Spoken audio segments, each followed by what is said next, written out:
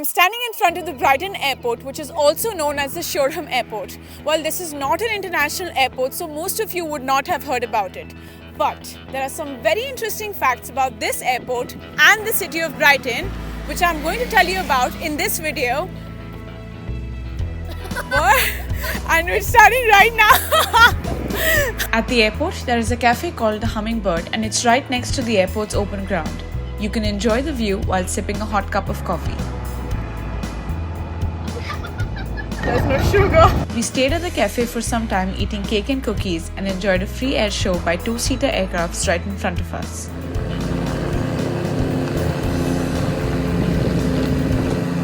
So not only is Shoreham the oldest airport in the United Kingdom, but it is also where the first ever commercial flight took off from. The aircraft flew a distance of 6 miles and landed on Hove lawns with a plane full of light bulbs. Now, light bulbs may sound like a weird choice for cargo, but apparently people in Brighton are crazy about light bulbs. There are approximately 60,000 light bulbs on the Brighton Pier. This would have been better during the night. None of the bulbs are on right now. Brighton Palace Pier was opened in 1899 and has a market inside it. It's a common spot for the locals to come on sunny days and relax. There are a bunch of restaurants here too, and we didn't leave the opportunity to try a small snack. I ordered a chocolate crepe which had way more Nutella in it than I could handle. Another 3.6 miles from Hove Lawns is the Brighton Marina. This is a man-made marina and is the largest one in the whole of Europe. It's spread across 127 acres. So many boats out there. Do you think there will be fish here? No? I do see fish. Well, if you want to take a look at some interesting marine life, then you can visit the Sea Life Aquarium in Brighton, which is the oldest aquarium in the world. It first opened in the year 1872 and is still functional today. Behind me is the aquarium, and this too is along the beach. The ticket for an adult costs £26.5, as you can see.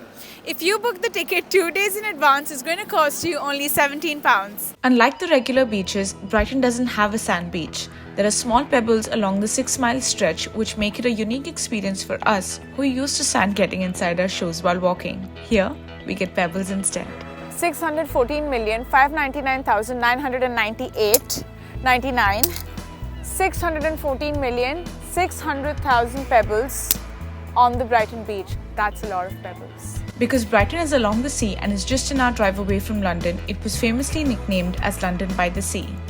And because of how beautiful it is here, a royal pavilion was built in 1787 to serve as the seaside residence for the British royal family.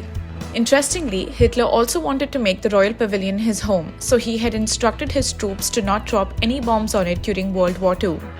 This instruction is the reason we still have the royal pavilion standing. If we go north from the beach, we reach Preston Park, which is the largest urban park in Brighton. But what makes it even more special are the elm trees. This is probably the oldest elm tree in the world. It's about 400 years old.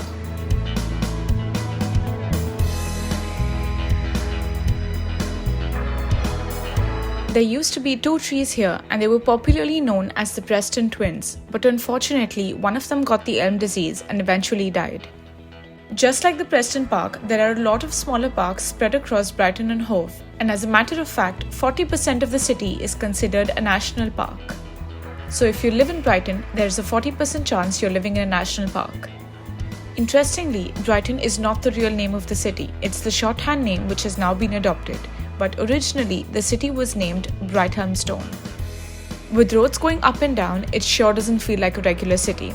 Driving here is a little tricky, and so is walking, but the most difficult part is finding parking.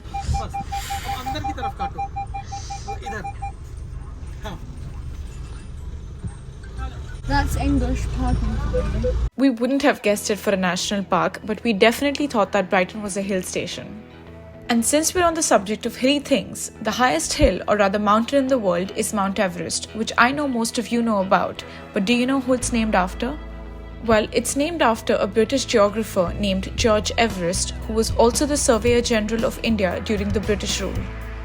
While the birthplace of George Everest is not certain, he's buried in St. Andrew's Church in Brighton and Hove. 6 feet below lies the man who named the 29,000 feet high mountain.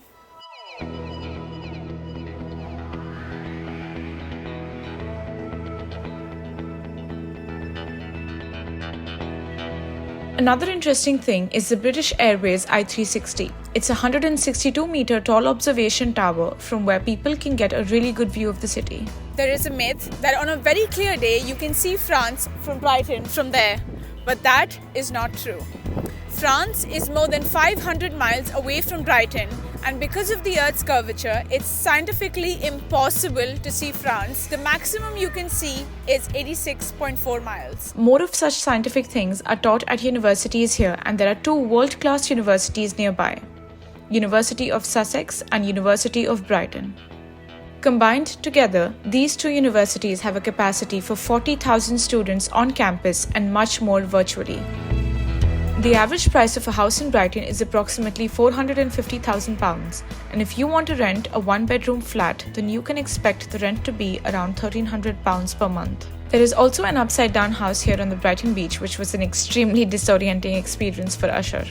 You can watch this video where we show you this upside-down house from the inside. We also want to give a shout out to our subscriber number 20,000. Random Zach, thank you for pushing us in the 20s.